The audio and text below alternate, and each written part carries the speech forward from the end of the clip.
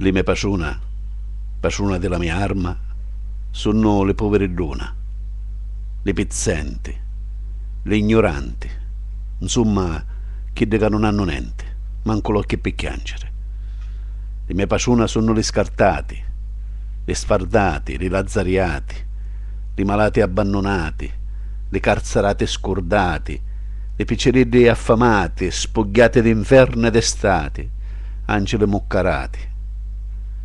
Le mie persone sono le frati, le paci, le masi ammazzate con la lopara, serve innocenti, martiri scenti, mannati allo patibolo per ingrassarci lo culo a stonorata società di delinquenti.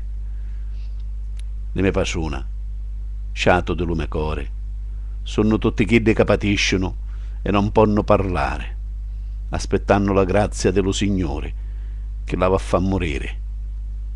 A così solo speddono di patire.